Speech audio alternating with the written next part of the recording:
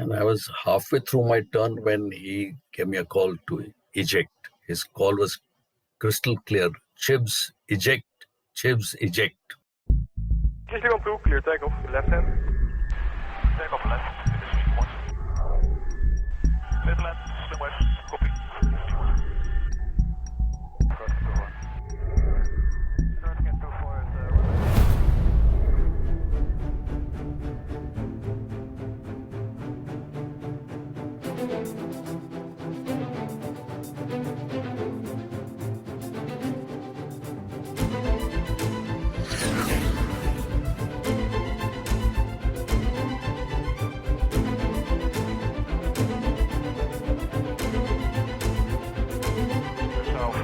Hello and welcome to the Blueskies podcast. I'm PR Ganapati, your host. Just need 70, Roger, report type southeast, Greenwich, for the midway, and yield still active.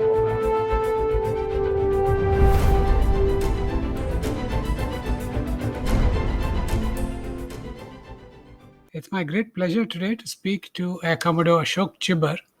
Air Commodore Chhibbar was commissioned into the fighter stream in August of 1969 and retired in 2004 with about 4,600 hours of flying experience of various types of fighter aircraft and several years as an instructor, as a supervising instructor, as a chief instructor. He's had some wonderful experiences during his career with the Air Force, and we're going to speak to him today, learn more about him, and learn about his experiences as a military aviator. Welcome to the program, sir. Thank you very much. It's a pleasure to be with you on this program. Likewise, sir. Thank you for taking the time to do this and speak to us. So we can start off by telling us about your family background, where you grew up, what was your motivation to join the armed forces, and what was that journey like? Did you come through NDA, direct entry? Okay, my father was in the army. He was in the Corps of Electrical Mechanical Engineers, that is EME, and wherever he was posted, we would go along with him. And my schooling was done in various schools all over the country.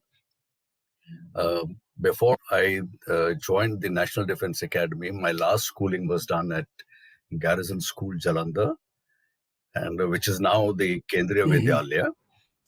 And I joined NDA essentially because I was motivated so much by my father's, army life, and seeing him in his uniform would make me feel proud to see him, Right. go out like that.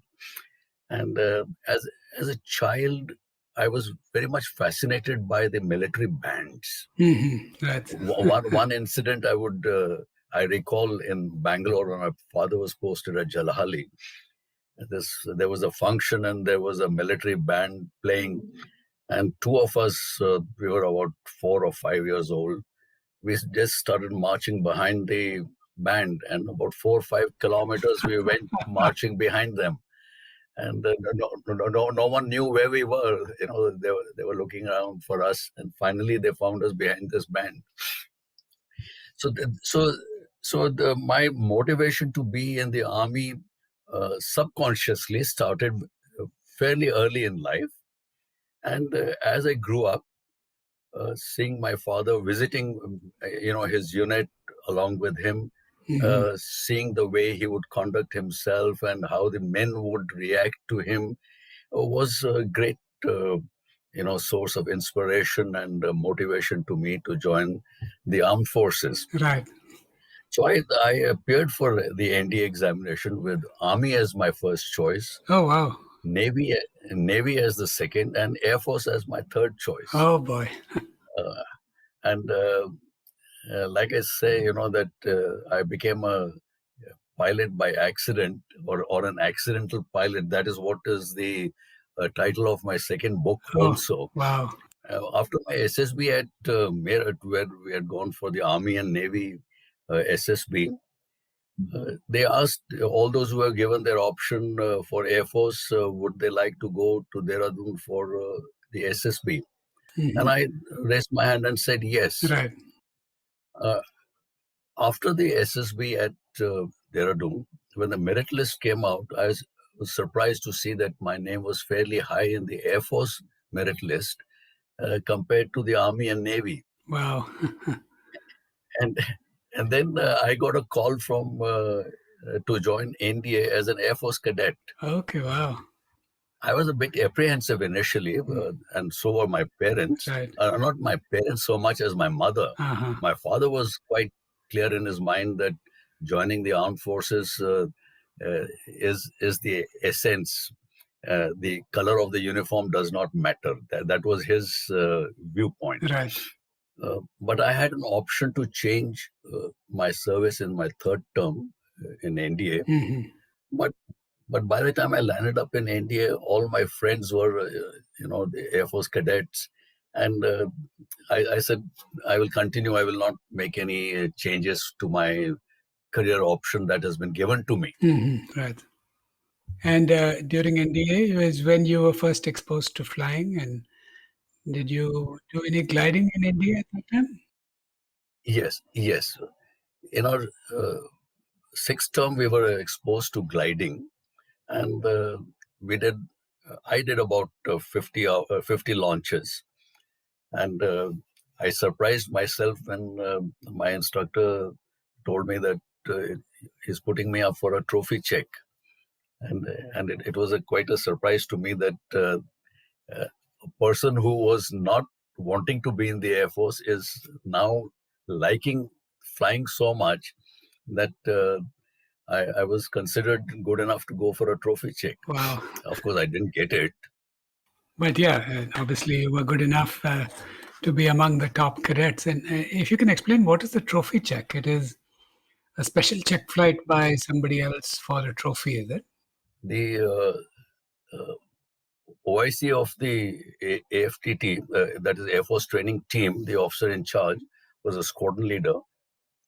And he would conduct these tests of few cadets who were found to be a little better than the others as far as flying aspects are concerned. Hmm.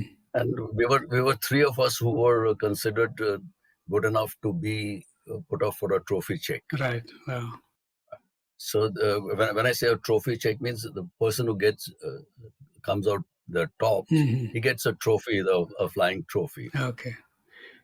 So I lost out over there to the better flyers in the course. But do you remember your first solo in a glider? And was this an open cockpit glider, the Chhibbar, the T-21B or the Rohini? It was the T-21B Chhibbar. Oh, lovely. Unfortunately, in our course, they did not launch anyone solo. Okay. They were all dual sorties. Okay. They were all dual sorties. Mm-hmm. And after that, we went to elementary flying school at Bidar, where we flew the HT2 aircraft.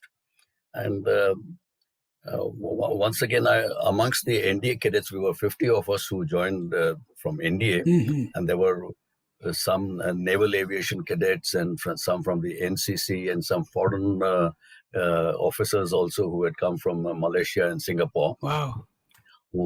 And from Iraq. And I was quite surprised, out of the NDA cadets, I went solo in the least number of dual hours. In the sense that the Air Force had laid down in the syllabus that 10 hours should be flown dual before one could go solo. Mm-hmm. And I went solo in 9 hours, 15 minutes. Wow. So that was, I would say, something which told me that, I could do it. Right. I could be a flyer, Right.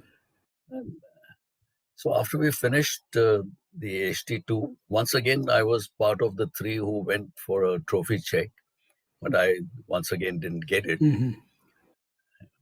And we moved on to Air Force Flying College at Jodhpur. Jodhpur. It was still in Jodhpur then. Huh.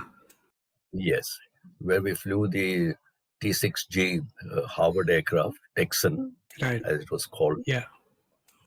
And Here we flew a little additional sorties of, where we were exposed to formation flying and night flying. These were two additional exercises that were over here. Right. And at the end of the course, I must be, at the risk of being immodest, I would say that I was again sent for a trophy check. Right. And unfortunately, I again didn't get it. But you are still close to the top as always. Yes. So, in those days, Jodhpur, the desert must have been pitch dark and night flying with, I'm sure, just a compass and a stopwatch. What was it like? It's, thinking back, it sounds pretty hairy for, especially a low time pilot. Yeah, the night flying on the Harvard for us was restricted to circuits and landing only. We did not go any cross country or anything Okay. like that. Okay. So the airfield area was fairly well lit up, Right, so of it course. was not a problem, then going through with it. Okay. Great. But I must now see after the flying at Jodhpur was when one would get trifurcated, either get selected for fighters or transport or helicopters. Okay. One incident which made me firm up my mind about fighters was that somewhere about 3/4 of the course having finished, there was some kind of a show put up by 3 MiG-21s. They flew in formation and did a lot of aerobatics over the airfield. Wow. And when I saw that, to me, it became that if I have to be in the Air Force, then I have to be a fighter pilot and nothing else. Fascinating. Do you remember which squadron they might have come from? I have no idea at this point of time. I mean, I don't recall. Right. I don't know, maybe from Delhi or maybe Pune or somewhere they may have come, but I'm not very sure. Sure. Okay. Wow. And so trifurcation at that time happened after the Harvard stage, because I think later trifurcation used to happen after vampires, isn't it? No, it was always after the intermediate stage. Okay. Okay. And my instructor was a hardcore, fighter pilot, Ajit Balse. Okay. And he was very happy because out of his 4 pupils, I was the only one who had opted for fighters. Oh, that's fascinating. Okay. And he then recommended me for fighters, and that's how I then joined the little batch of ours which reached fighter training wing at Hakimpet. Hakimpet, right, sir. So now that you have so many years behind you, especially as an instructor, as a chief instructor, as deputy commandant of AFA, what distinguishes a fighter pilot from a transport pilot, from a helicopter pilot? What are the qualities that one looks for? I'm sure our listening public would be interested in finding out. So, well, essentially there is no difference because the training up to the intermediate stage is the same. Everyone goes through the same exercises. Everything is the same. Right. Maybe it's the aptitude and the reaction to certain emergencies that are simulated that makes the instructor feel that, all right, so and so person is fit for the fighters. And but otherwise I think all pilots are equally qualified to fly any kind of aircraft. Right, but are there any qualities like aggression or things like that distinguish? I don't think I don't think at that early stage any aggressive nature is manifested. Perhaps the quality of a person's aptitude in aerobatics, right, in formation flying, that's what maybe makes the difference. Right. Okay. Great. And so, what was it like flying a jet for the first time when you came to Hakimpet? When I came to Hakimpet, unfortunately, when we have pre-flight medicals, one of the things was that one had to go through a decompression chamber test. Oh, wow. Can you explain what that is a little more detail, sir? It's a cylindrical chamber in which you sit down, and it is simulated as if you are taken up to an altitude of around 25,000 feet, and as you're descending they carry out a sudden decompression. That is, the air is let out, and you're down to about 3,000 feet or 5,000 feet, like that. It's something like in your civil aircraft when you're flying. It is the cockpit, the cabin in which you're traveling is pressurized to be at around 8,000 feet. Why 8,000 feet? Because 10,000 and above, you need oxygen. Right. So, and when there is a decompression, then suddenly you're at a different altitude. The pressure difference in the altitude that you were traveling at, and now because of the decompression, the altitude where you are there is a differential of pressure. Right, understood. And that affects the body. So as a fighter pilot, you should be able to sustain that kind of pressure. Okay. So while we were descending, I had a severe pain in my sinus, the frontal sinus. Oh my. And that caused a lot of discomfort. And they had to abandon that exercise. And then they found that I had what is called the DNS, or the deviated nasal septum. Right. So because of that, I was medically down and I had to get it operated. And I finally passed out with the course, but 2 months behind them. Okay, right. So technically, I was last in the course. Right. But it was a fantastic experience flying the jets. The Vampire was a wonderful aircraft. I can't believe, but people tell me it was made of wood. Is that right? The fighter aircraft had on the sides of the nose there was balsa wood. Wow. And covered with the fabric, and then painted. And for the speeds at which it went, it didn't require to be an all metal aircraft. Fascinating. But I guess that kept the weight down then. Yes.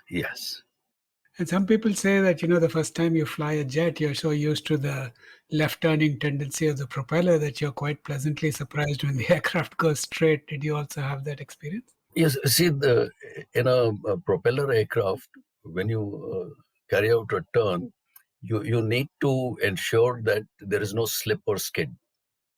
Right.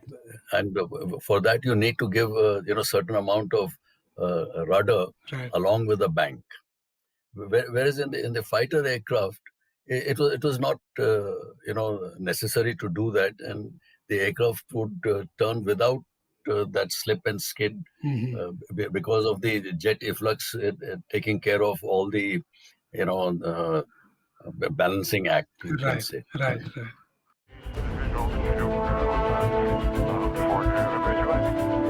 Just S1Ep16, like your report type southeast, connection, for midway, and you'll select it. So you were commissioned after FTW, or was the commissioning happened after the... Like I said, since I was medically down, I had a special commissioning in the station commander's office. Oh, wow. Okay. Well, I'm so glad they accompanied you. Yes, I was all alone. So the rest of the course had already passed out at the passing out parade at Yalhanka. Right. And I was still at Hakimpet.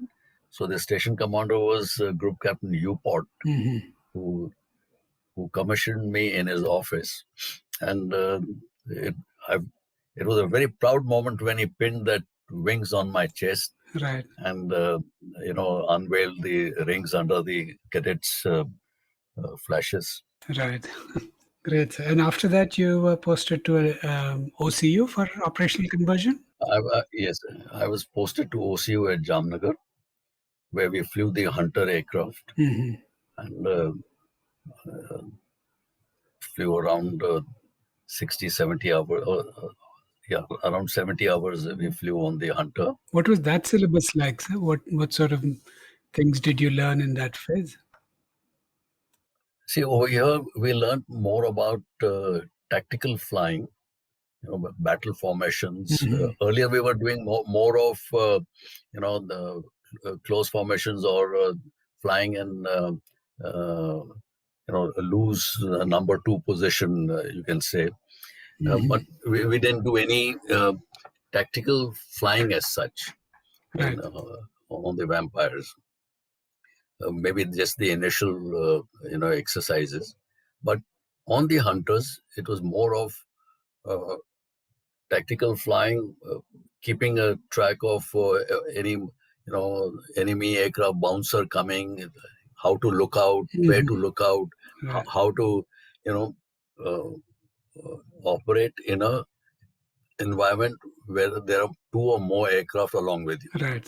And then we were introduced over there to air-to-ground firing, Mhm. where we fired rockets and guns Wow. and bombs. Mhm. So that's what was there in the training at Jamnagar. Right. Do you remember your first time that you fired live, live weapons? What was that experience like? It was, I would say, a very challenging experience because at Jamnagar there used to be very strong surface winds, Oh, wow. uh, almost 90 degrees to the direction of firing. Mhm. So if there were say 4 targets put up over there on the ground, and you were required to fire on the fourth target, you had to aim on the first target Wow. because the wind would take you the bullets so much to the right.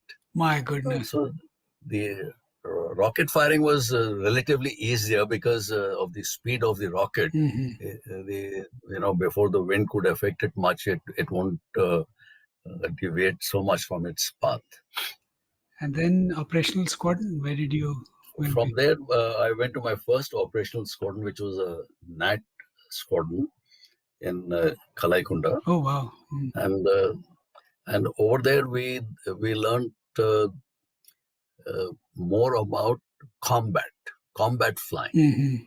You know, when I say combat flying in Air Force terminology, we say 1 versus 1 or 2 versus 1 or 2 versus 2. Mhm. Right.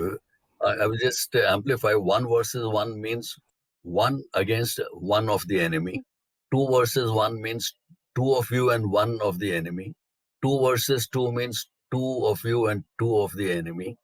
So it's more of a team effort in Mhm. these, 2 versus 1 and 2 versus 2 and more aircraft. Right.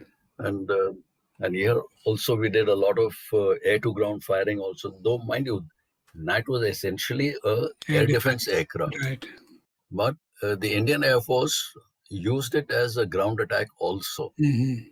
So we did a lot of front gun firing, and we did rocket firing, bombs, Mhm. and we used to practice what is called the cine evasive, in the sense that uh, one aircraft would fly as the enemy aircraft, and you had to track it while it is doing some maneuvers, Mhm. and we had to film that.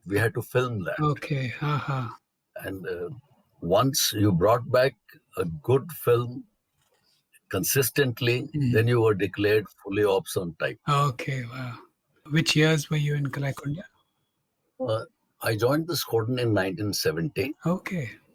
and then in 71, as a prelude to the operations in East Pakistan then. Mhm. There was a reorientation of forces, and a squadron moved to Tezpur. Oh, wow. So you were right in the thick of the action then. Yes. Okay. So we went to Tezpur, and about 3 months before, that is around October of 71, our squadron was, a detachment was moved to Kumbigram Hmm. to operate from there should the hostilities break out. Hmm. Okay. And so we had prepared everything over there at Kumbigram. Hmm. And the time came on 3rd of December when Prime Minister Indira Gandhi then announced on the radio that Pakistan has attacked 11 of our airfields in the west. Mm. And fairly early morning, the missions started. Wow. Our squadron was essentially tasked to carry out close air support for the army or go and knock off targets on the ground. Hmm. We were not utilized so much in the air defense role Right. because by then the MiG-21s had become operational in this field. Right. Halfway down, that's around 8th or 9th of December, if I recall correctly, our squadron moved to Agartala. Oh, wow. Okay. And from Agartala, then our targets were located in Sylhet, Dhaka, Chittagong. Chittagong.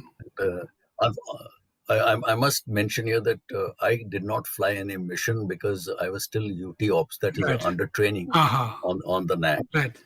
But we assisted the other pilots in their missions by ensuring that the armament, everything is loaded correctly and Right. properly, and that the aircraft are turned around quickly for the next mission, etc. Right. So we assisted the squadron in that way. Yeah. Must have been wonderful just being there. Can you give me a sense for Oh, what yes. the Oh, yes. atmosphere Oh, was yes, like sir. on the base? See, at Agartala, we could see the bombs dropping across, and mushrooms, being generated, Ah. sounds of the guns booming from Wow. both sides. My goodness. It was a very, I would say, an experience out of this world. Right. And our helicopters, which were there, Mi-4 helicopters, were parked also alongside the NATs in Agartala. Aha. And they were instrumental in that major heli lift Right. across the Meghna Meghna River, if you River. Yeah, recall. that's right. General Sagat Singh's quick move. Yes. Wow. Yes. Wonderful. That is just amazing. And I'll tell you an incident. Our CO was Wing Commander Ravi Badwar, very flamboyant, very full of josh, and just seeing him, the men and the officers would be, fully geared up for any kind of combat. Wow. And that's the time we heard that USS Enterprise had sailed towards the Bay of Bengal. And the CO was so full of josh, he says, "Bring them on, we'll take on the Americans." Wow. And so after the ops, you became fully ops, I presume, at about that time, right? Yeah, I became fully ops, and I must once again mention that in the squadron, I was the top gun, you can say, as far as the front gun firing is concerned, Wow. because I had scores of around 48-49% for 2 years running, which was the highest in the squadron. Amazing. Sorry, how is that measured? So what does that 48-49% mean? It's you have a target which is 15 by 15 Right. at a 10 degrees angle put on the ground, and you carry a certain number of rounds. We used to carry around 60 rounds, Right. and you have to go and fire them on the target, and the number of hits on the target would Right. give you the percentage. Wow. So my highest score ever on the NAC was, out of 60 rounds carried, getting 54 hits on the target. Oh my goodness. Wow. Wow. I mean, just 6 fell outside the target, just 10%. Yes, Wow. yes. Fantastic. And I've in my conversations, I'm now learning that this culture of measurement and just constantly trying to get better and better, and being very disciplined about it is, the essence of professionalism. Would you say that's correct? That's absolutely right. See, within this squadron, the pilots would have a competition, and once you are a little, I would say, relatively better than the other one. Because everyone was almost as good as the other, Right. but yes, one or two people had an edge, and they would then get selected to take part in the inter-squadron gunnery meet, Okay. or what it was called as the squadron combat efficiency meet. Okay. What are these like? What happens? Where are these conducted? These are conducted in places which are closer to the air-to-ground firing ranges, like Kalaikunda. The closest range was Dudhkundi. There's a Dudhkundi range which is just nearby Kalaikunda, and then near in the east there was the Dulangmukh, which was at the foothills of the Himalayas and close to the Subansiri River. So over there, or in the western sector, Hello. you had initially there used to be the Tilpat range near Delhi, and then there was the Sidwan Khas range near Halwara.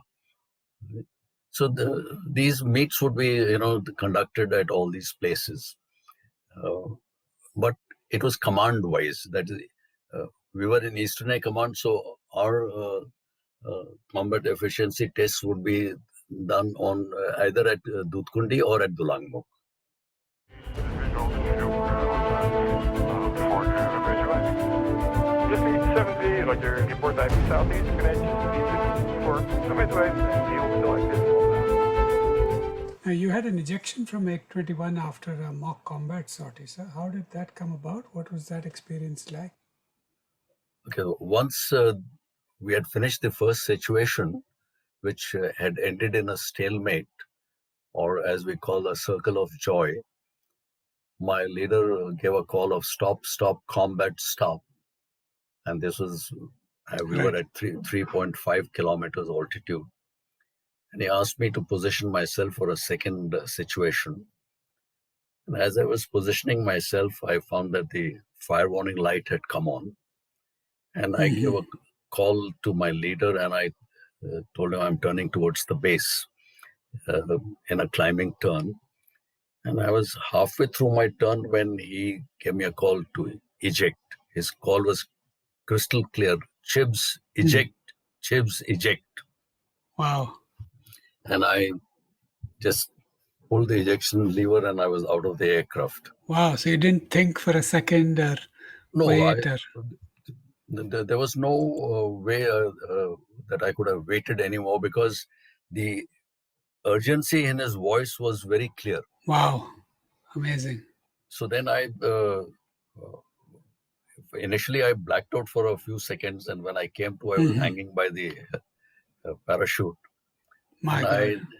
I landed in a tea garden, and a lot of people rushed towards me and helped me to spread out the parachute. And the leader then came and orbited overhead, and I waved out to him to indicate that I'm all well. And wow. And then a helicopter from Tezpur came and picked me up. My CO was on board, and took me straight from there to the hospital, to the military hospital, where I was X-rayed for my, any injuries to my back, etc. And that was back in the squadron. And as is the custom in the Air Force, in the evening we had what is called a survival party. Wow. Okay. And the very next day, the AOCNC that time, Air Marshal Khatre, he flew down to Tezpur. He met me, and it was very nice the way the Air Marshal interacted with me and told me not to worry. Right. Just tell the court, whatever is the actual thing. Don't try to hide anything. Don't say anything. You don't have to worry, he told me, in other words, And it just so happened that the inquiry also, was conducted, and they found that the aircraft had actually caught fire, and there was some leakage of the fuel onto the hot area of the aircraft, which led to the fire. And your leader who gave the call for you to eject, what did he see? And what did he see when he made that call? Yeah, he, after he landed and came back and we met, he told me that he saw thick black smoke emanating from the exhaust of the aircraft. And that was an indication that there was something wrong, and that I must get out as soon as possible. So how long before you were back to flying status? The rule is that once the court of inquiry is on, you cannot fly during that period. Okay. So 1 month it took for the inquiry to be over. And I was fortunate that I had no back injury. Correct. And I was medically examined and declared fit for flying. And so a month later, I was back to flying again. Okay, great. So after my stint in the squadron, in between I got posted to 8th Squadron again, just across the tarmac. Okay. It was also, by then, 8th Squadron from Pune had moved to Tezpur. Right. So I moved back to Tezpur, and there we trained a lot of young pilot officers in the art of flying a MiG-21. Then I went for the staff college course at Wellington in near Ooty. Right. At the Defense Services Staff College course. And at the end of it, I got posted back to Air Force Academy as the chief flying instructor. Okay, right. Once I came to the Air Force Academy again, I upgraded my category to A2. Yes, I've heard about these categories. What does it mean? What is it? Are there exams to pass, flight tests? Is it number of hours of instruction, combination of these things? You start, once you graduate from the flying instructor school as an instructor, you are given what is called a Cat C, category C instructor, which is valid for a period of 6 months, within which you need to upgrade to Cat B. Right. So there is a written test and there is a flying test. Right. Then when you have flown about 300 hours of instructional flying, then you are eligible to appear for what is called the A2 category. Right. So again, there is a written test, and there are a series of flying tests by day and night. Right. So I appeared for these tests for becoming an A2 instructor, and once I cleared that test and I was awarded the A2 category, simultaneously I was also appearing for the command examiners course, which is where your proficiency in instrument flying is checked, and then you become an examiner to test and award categories in the instrument rating phase to other pilots. Right. So I became an A2 and an examiner at the same time. Wow. Okay. By virtue of being an A2 instructor, I was now eligible, and I did get posted to flying instructor school back again as an instructor over there now. Okay, so you were teaching instructors. Wow. Yes. It really becomes meta. 1.5 years at flying instructor school, where I flew both the Kiran and the HT2 as an instructor now, teaching pilots, qualified pilots, to become instructors. And I also had the opportunity to receive the first Kiran Mark II aircraft for the Indian Air Force from AST. Oh, wow. Okay. Which I year carried was out. this? This was in '85. 85. Okay. Yeah, and I carried out the user trials for this aircraft at Tambaram Uh-huh. before they were inducted into flying for the other flying training establishments. Okay. And then from there, once I finished about a year and a half at Tambaram, I got posted as a flight commander to Ajit Squadron Hmm. in Kalaikunda again. Right. Here, And a flight commander is truly the linchpin of the squadron, isn't it? The one on whom a lot of the responsibilities fall. he's responsible for maintaining the training standards of the squadron and uh, bring them to an operational status. So the responsibility of the flight commander is tremendous. Apart from being, just flying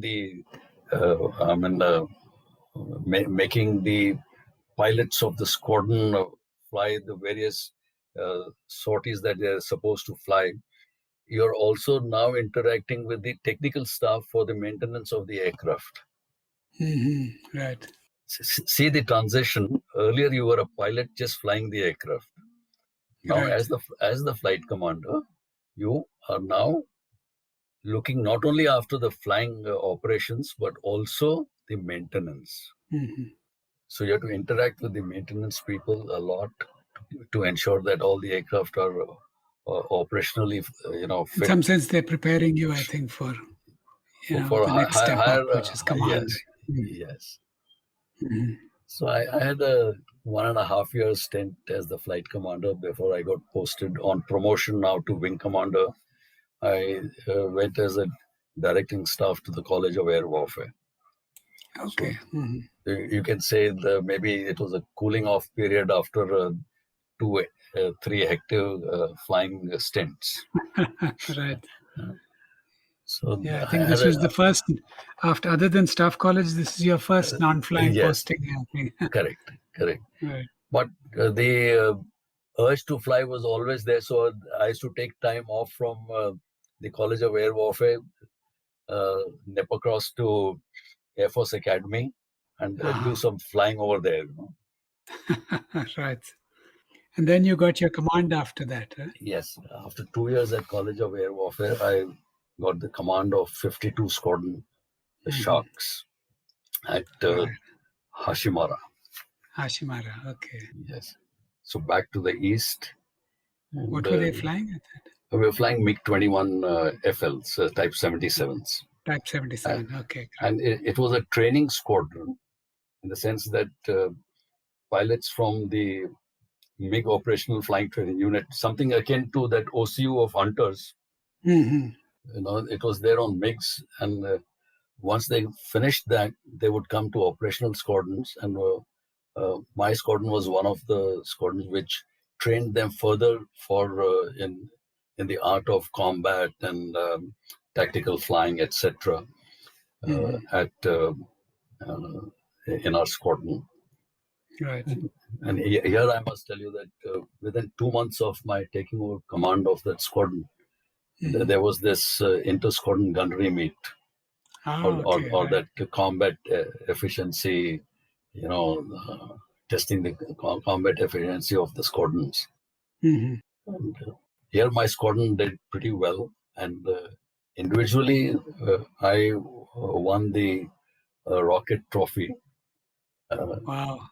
I was to fire 4 rockets, and all 4 were direct hits on the pin. Oh, my goodness. Wow. So that was a record of some sorts, you can say. Amazing. It's truly performance under pressure during the competition. Right. So after 1 year at Hashimara, my squadron was moved to Bagdogra. Some kind of a reorientation of forces took place in Eastern Air Command. Still close by in some sense. Yeah.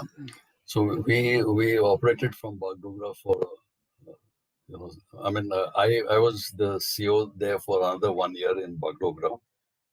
And during this period, my squadron was adjudged as the best in supersonic stream Oh, wow. in the Indian Air Force. Wow, amazing.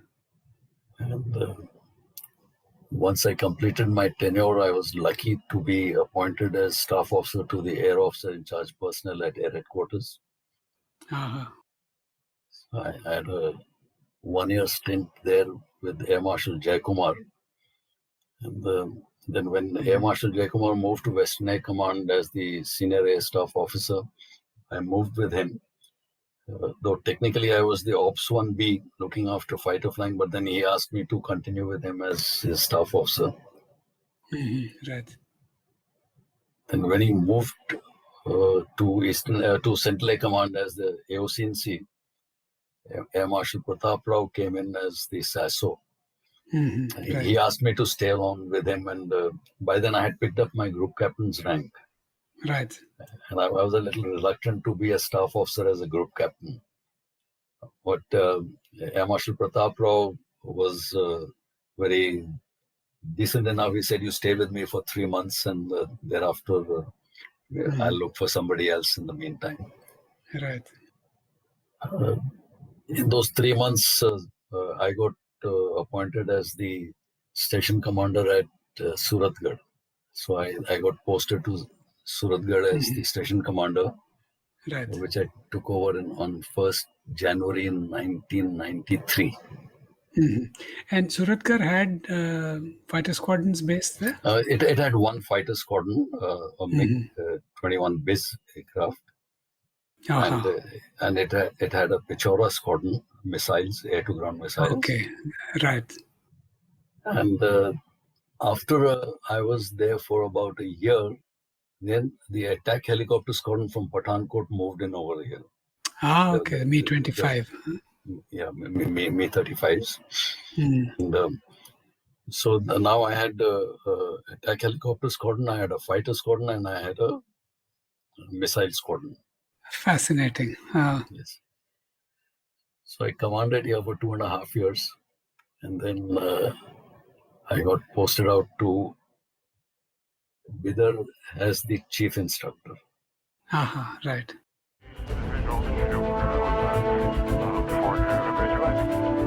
Aviators, Roger, report time southeast, connection, for midway, and you selected. Bidar was that time carrying out the advanced training on the Kiran aircraft, Kiran Mark 1 and Kiran Mark 2s. Right. Was that when the Surya Kirans were raised again on the Kiran? Okay. Yes, so on the Surya Kirans were raised on the Kiran Mark 2. And as the chief instructor, it was my responsibility to supervise them in the initial stages of training. Right.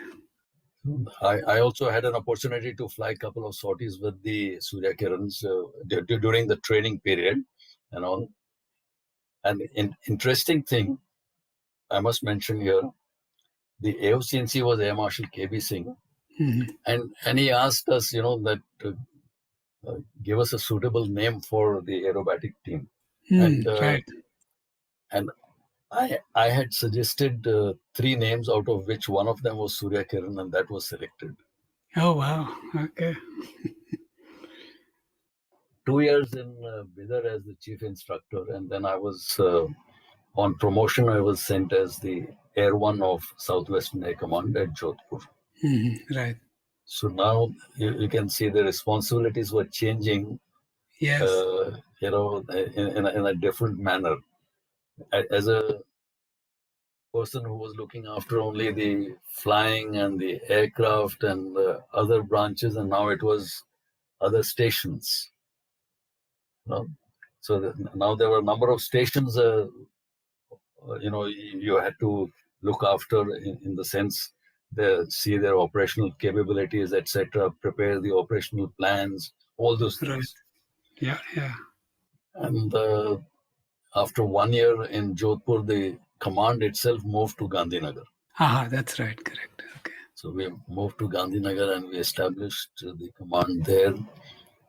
And it was maybe just about a year in Gandhinagar, and I got appointed as the Air Officer Commanding of Air Force Station Hashimara.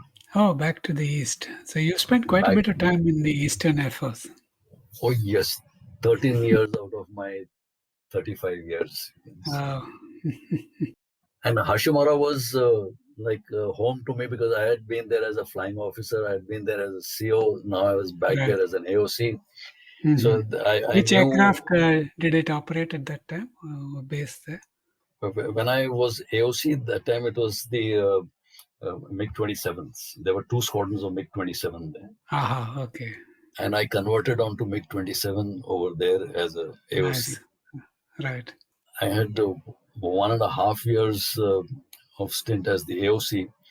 And interestingly, the day I took over Air Force Station Hashimara, that was the day when the Kargil thing started. The balloon went up there. Aha. Wow. So the squadrons from my station, they moved out to their operational locations in the west. Okay.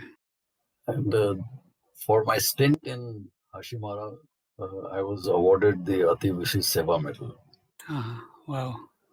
And from there, I went for the National Defense College course. Mhm. And after the course, I got posted back to Air Force Academy as the Deputy Commandant. Right. So you've been an instructor, you've been a chief instructor, CFI, then CI, and then The Deputy Commandant. Yes. So you can say I had a 50-50 thing of operational flying and instructional. right. And I then after that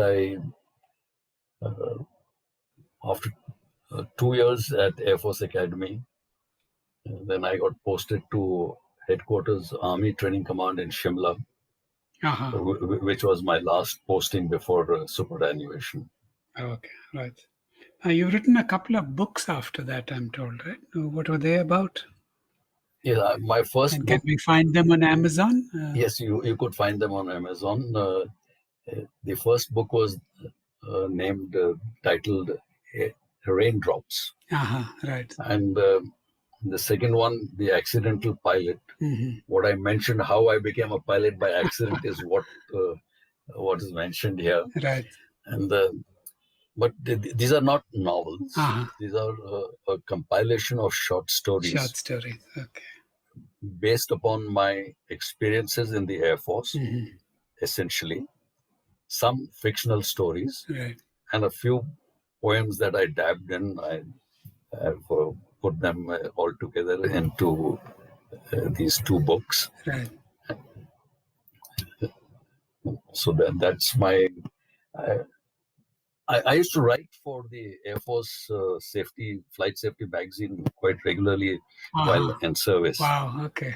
So that urge to write was always there, but I never thought about publishing books till the time I should write and post them on Facebook.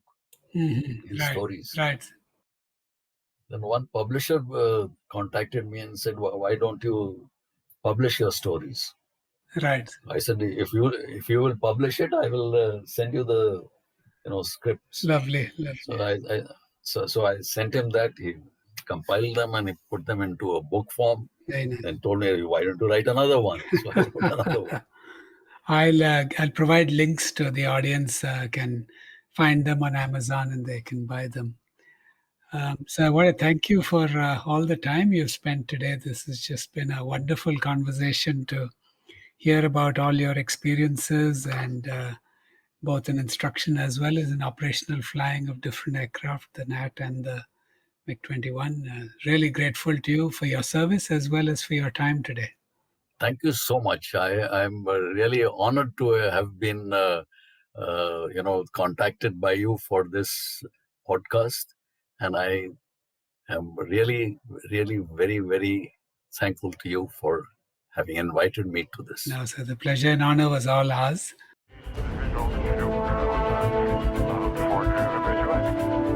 Chhibbar, Roger, report time southeast, connection, for midway, and yield selected. Well, folks, that's all we have time for this week. Join us again next week. In the meantime, sign up for updates at blueskiespodcast.com. There you'll find links to follow us on Twitter, Facebook, and Instagram. You can also write to us with your comments, questions, suggestions, and feedback from the website or to blueskies@prganapati.com.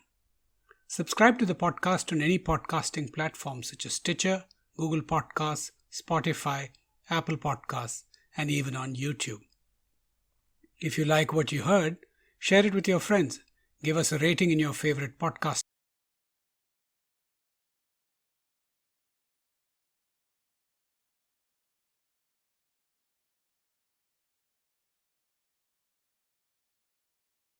Views expressed here are personal, and this podcast has not been approved by or reviewed by the Air Force, Ministry of Defense, or any branch of the government.